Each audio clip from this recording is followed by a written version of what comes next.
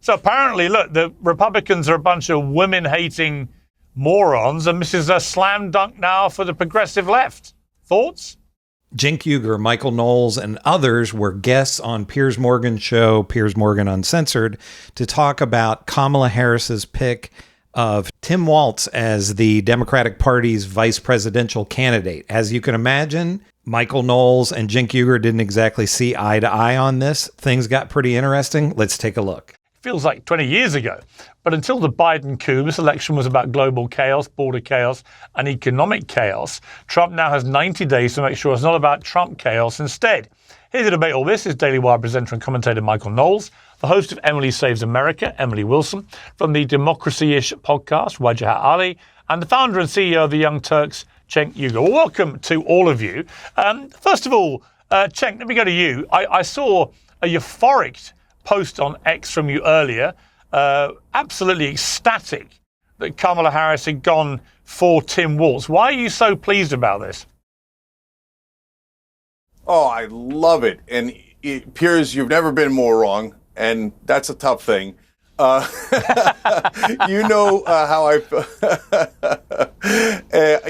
felt about Joe Biden, and I was right about that. And I'm going to be right about Tim Walz. He's a terrific pick for two reasons. Number one, he loves to fight, and he's a great fighter. So when he said, oh, we got a real estate baron and a venture capitalist telling us how the average guy should be, get out of here. J.D. Vance uses eyeliner. This guy's a football coach and a teacher. He barely got into politics in his 40s. He's terrific at fighting. Number two, all those progressive policies, you guys mentioned the transition. Go ahead, see how that turns out for you. DeSantis ruined his entire campaign running on that hateful ideology. But what you're leaving out is the awesome progressive policies that America loves that he passed. Paid family leave, abortion rights, red flag laws, closing the gun show loophole, free lunch for poor kids, free college for lower income Americans so they have a shot at this American dream. Those are all wildly popular. Please attack us on those. Come to Papa.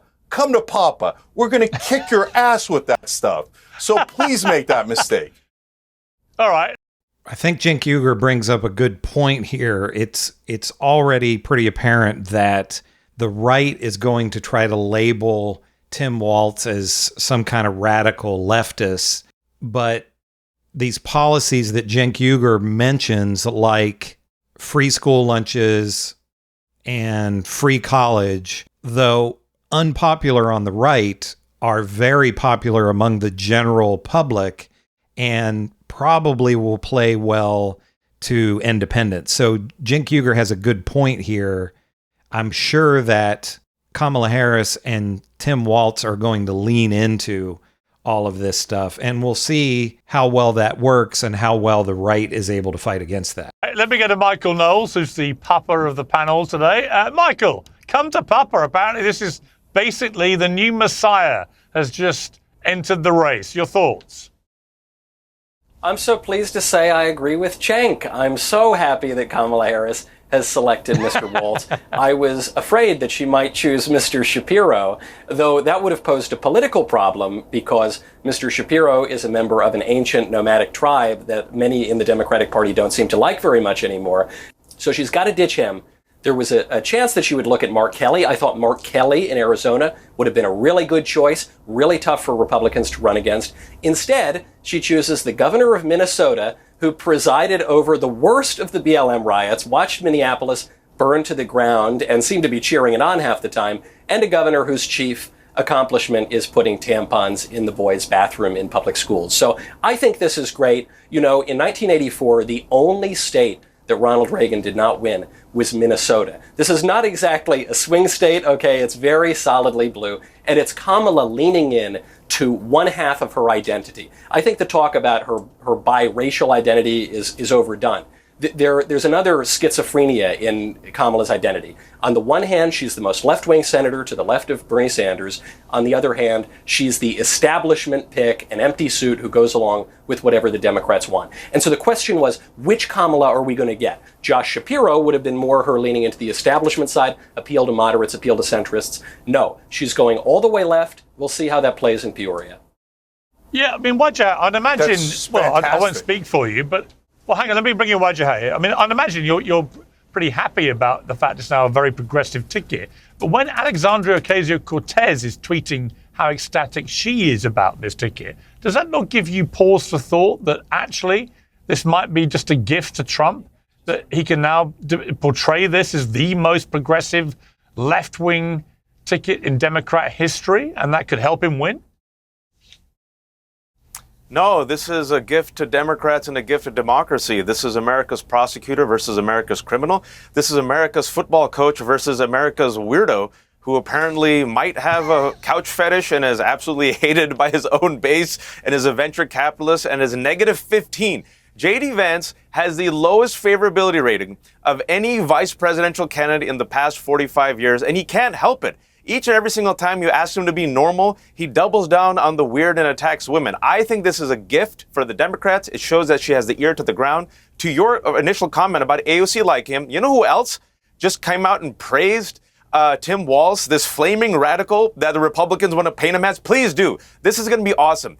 Joe Manchin, independent, praised him. Nancy Pelosi praised him. And you have Bernie Sanders. The entire spectrum of Democrats are rallying behind the football coach, the veteran, the teacher, this Midwestern guy who's normal, who, by the way, conceived a child with his wife through IVF. And guess who is attacking IVF? Republicans. Guess who has overturned Roe v. Wade? Republicans. Guess who is mocking women who are childless? Republicans. Guess who is going after birth control? Republicans. They're talking about kids, protect the kids. Guess who gave kids free lunches? Tim Walz, governor of Minnesota. There's a photo of him surrounded by happy kids, contrasted to a photo of these really scared, terrified children. I think it was Sarah Huckabee Sanders, because Republicans are going against child tax credits, against family paid leave. This is going to be a slam dunk for Harris and Walz. I love it. I love it so much. This campaign, the Harris campaign, at least for the past 2 weeks, Piers, let's see, it's 3 months, has been on fire. It's enthusiasm, it's momentum, it's energy. And meanwhile, you got Donald ranting about Hannibal Lecter in a near empty Georgia rally. Meanwhile, Harris has got Megan Thee Stallion and 10,000 people. It's on. Let me bring in Emily Wilson. Welcome to Uncensored. Great to have you here. So apparently, look, the Republicans are a bunch of women-hating morons, and this is a slam dunk now for the progressive left. Thoughts?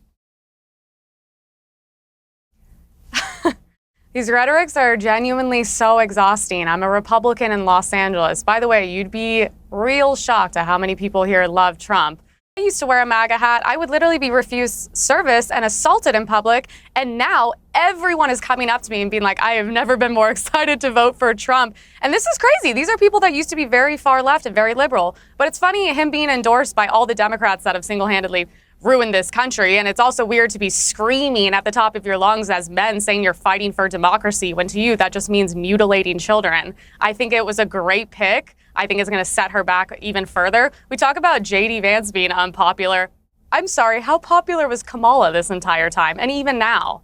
So no matter what side you're on here, it seems pretty clear that we're going to have a battle of one side being liberal, progressive, whatever term you want to use, the other side being very conservative, and they're going to battle things out over these two very different ideologies. And like Cenk Uygur pointed out here, it will be interesting to see how the Republicans are able to fight against what the Kamala Harris team is surely going to be putting forward as accomplishments for Tim Walz are things like free school lunches and free college. And the Republicans are going to paint that as socialism and bad. And they're also going to try to pin what Michael Knowles was saying here, all of these anti-trans stances onto Tim Walz. So it'll be interesting to see how all this plays out. But what do you think? Who do you think won here? Did Cenk Uygur win this debate on Piers Morgan Uncensored? Was it Michael Knowles who did better here with Piers Morgan, or was it one of the other guests that Piers Morgan had on his show? Make sure to give me a like and subscribe. Comment on this video. Let me know who you thought did well. Let me know who you thought did the best here with Piers Morgan. Subscribing helps me to grow the channel and bring more content out like this if this is something that you want to see more of. I'll see you in the next video.